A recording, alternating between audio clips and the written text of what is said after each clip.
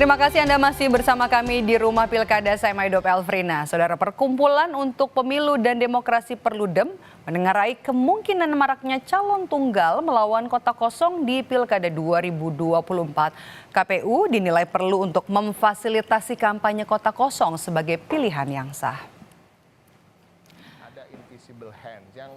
Anggota Dewan Pembina Perludem Titi Anggraini dalam program Sapa Indonesia Pagi menyebut bakal marak calon tunggal yang akan melawan kota kosong di Pilkada 2024 tahun ini karena ada tendensi baru tukar guling kepentingan partai politik di mana ada kecenderungan partai melepas tiket calon di satu daerah karena ingin punya tiket pilkada di daerah lainnya. Titi juga bilang KPU harus memfasilitasi kampanye kota kosong sebagai pilihan yang sah jika hanya ada satu calon tunggal. Karena ada perlakuan berbeda antara calon tunggal dan kota kosong. Selama ini saudara, kampanye calon tunggal difasilitasi oleh KPU, tetapi KPU tidak turut memberikan sosialisasi pemilihan kota kosong.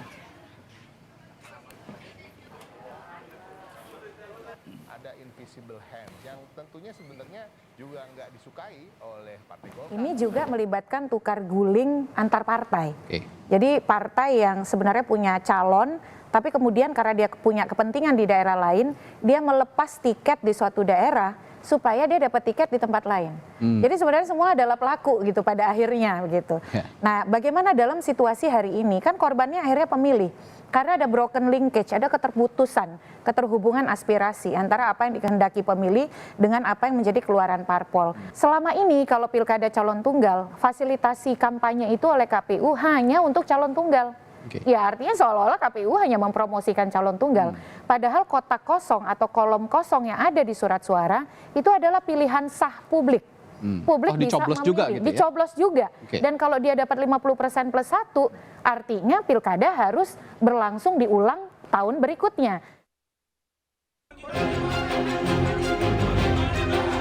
Kota kosong menjadi salah satu wacana yang mencuat dalam konstelasi politik di sejumlah daerah.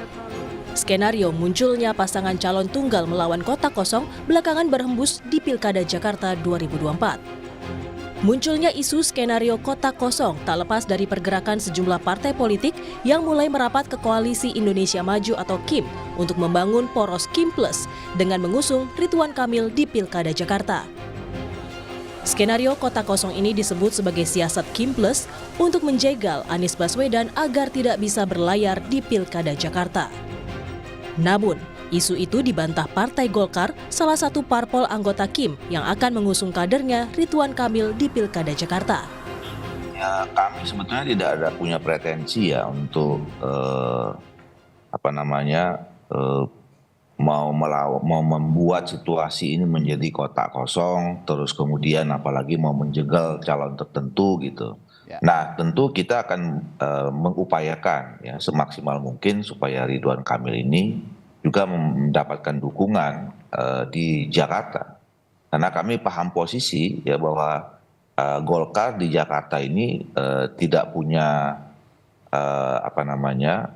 keistimewaan untuk bisa mencalonkan sendiri. Ini kan tergantung dari kita semua ya. Kami tentu yang punya hajat gitu yang menawarkan. Nah, sekarang tergantung dari partai politiknya saja kan. Ya kami berharap apa yang kami ajukan itu diterima, alhamdulillah gitu ya. Ya kalau tidak kan tergantung partai politiknya masing-masing saja gitu. Jadi tak hanya Jakarta, isu munculnya calon tunggal melawan kota kosong lebih dulu mencuat di Pilkada Sumatera Utara. Nama Wali Kota Medan Bobi Nasution kini telah diusung oleh 8 partai politik yang kemudian disebut dengan super koalisi. Hanya menyisakan satu partai, yaitu PDI Perjuangan yang hingga kini masih menggodok siapa calon yang akan diusung di Sumatera Utara. Ketua DPP PDI Perjuangan Said Abdullah menyebut pihaknya tidak mempermasalahkan jika nantinya Bobi Nasution akan melawan kotak kosong. Kami tidak melihat apakah Mas Bobi mau kotak kosong atau tidak. Yang terpenting adalah ada kompetisi yang sehat di tingkat pilgub di seluruh Indonesia. Di 38 provinsi gitu, bahwa pada akhirnya ada kotak kosong, katakanlah melawan kotak kosong gitu loh, yang benar melawan kotak kosong, ya kita memenanginya biasa-biasa saja.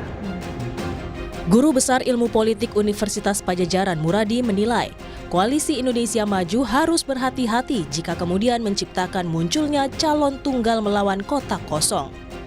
Karena akan berbahaya untuk masa depan Kim dan pemerintahan Prabowo Gibran jika ternyata kotak kosonglah yang menang. Kalau kemudian ternyata misalnya ada upaya untuk mengkosongkan calon, ya, saya kira ini akan berbahaya buat masa depan Kim dan juga nanti masa depan Pak Prabowo dan Gibran yang nanti ketika berkuasa. Karena publik apalagi di Jakarta akan vulgar misalnya ketika misalnya katakanlah kotak kosong yang menang. Pernah kejadian di Makassar, mungkin Makassar di levelnya di wali kota, ya. Sekarang di Jakarta lebih besar pemilihnya di atas 9 juta, itu akan bisa mempengaruhi hampir peta politik yang ada di pilkada di tempat lain. Jadi bisa jadi misalnya kelas menengah kritis, ya, yang ada di Jakarta, kemudian juga tadi pendukung The Jack itu misalnya punya yang dekat dengan Anies Baswedan gitu, punya kemudian akan tidak memilih atau bahkan kemudian memilih kotak kosong. Jadi ada upaya mobilisasi untuk mendukung kotak kosong. Kalau itu yang terjadi, saya nggak bisa membayangkan misalnya ada delegitimasi awal, ya, sebelum setelah Pak Prabowo dilantik, sebulan setelah Pak Prabowo dilantik. Artinya apa? Artinya ini akan berat buat partai politik itu bisa mendapatkan simpati publik yang jauh lebih baik di mata publik. Sisa 2 pekan jelang pendaftaran Pilkada serentak 2024. Akankah kecenderungan meningkatnya kemunculan calon tunggal melawan kotak kosong terjadi di Pilkada serentak 2024? Kita tunggu saja. Tim Liputan, Kompas TV. Nah, ini kemudian jadi menarik soal fenomena kotak kosong yang muncul di Pilkada serentak 2024 yang juga dinilai oleh sebagian pihak merupakan bagian dari demokrasi dan juga perlu diperhatian atau jadi fokus tersendiri bagi partai yang berkuasa atau nanti koalisi besar yang akan kolaborasi atau berkoalisi di sejumlah daerah, karena kalau misalnya kotak kosong yang nanti akan menang ini berbahaya. Nah, keberadaan kotak kosong ini sebenarnya dianggap jadi keuntungan, ya, bagi pasangan calon tunggal yang mengikuti pilkada, atau sebenarnya sebaliknya begitu. Sebenarnya KPU punya aturan nih yang menjelaskan soal mekanisme pilkada dengan pasangan calon tunggal. Ini adalah aturan yang terbaru, saudara, kami hadirkan untuk Anda, Peraturan KPU Republik Indonesia nomor 20 tahun 2020 tentang perubahan kedua atas Peraturan Komisi Pemilihan Umum nomor 14 tahun 2015. Nah, tentang pemilihan wali kota dengan satu pasangan calon. Nah, ini aturannya sudah ada sebenarnya, ya. Nah, kemudian bagaimana soal mekanisme penentuan pemenang dalam pilkada dengan calon tunggal? Kita lihat aturannya. Ini sebenarnya sudah diatur nih, ya, penentuan pilkada dengan kotak kosong. Nah, diatur dalam Undang-Undang 10 tahun 2016 atau PKPU nomor 13 tahun 2018 juga sebenarnya sudah ada, ya. Calon tunggal dinyatakan menang kalau misalnya bisa memperoleh 50% dari total suara yang sah. Ini dia 50%.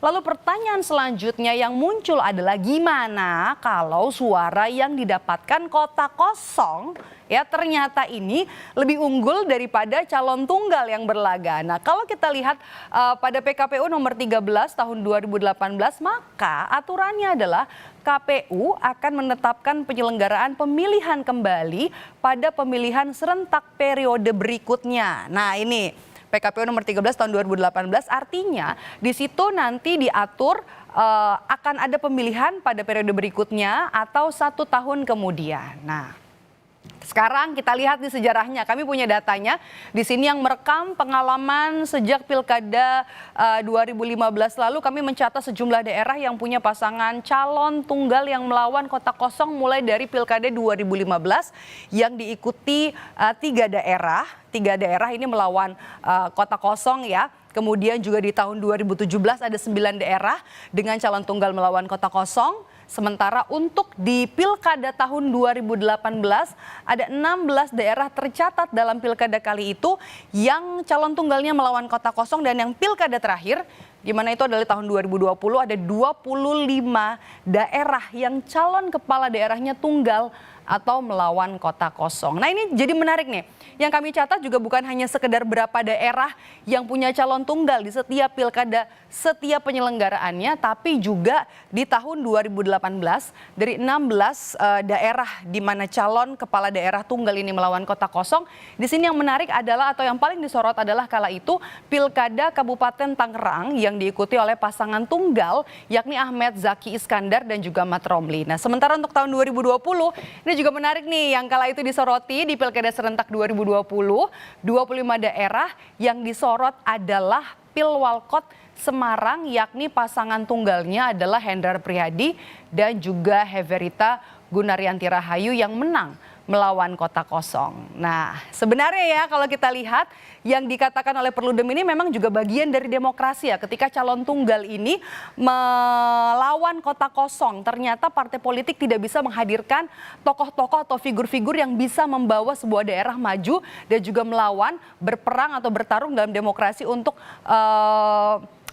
memperebutkan posisi orang nomor satu di daerah untuk nanti bisa punya adu visi, misi dan juga gagasan siapa yang bisa maju, siapa yang mau berdemokrasi, siapa yang mau ikut dalam pertarungan politik untuk memperebutkan hati masyarakat, pemilih dan juga untuk membawa tentunya daerah bisa lebih maju dalam Pilkada Serentak 2024. Pendaftarannya sebenarnya masih lama kita lihat, tapi bayangan Pilkada Serentak 2024 tentang calon tunggal ini melawan kota kosong kemungkinan atau sebuah keniscayaan yang terjadi di Pilkada Serentak 2024 yang akan digelar November nanti.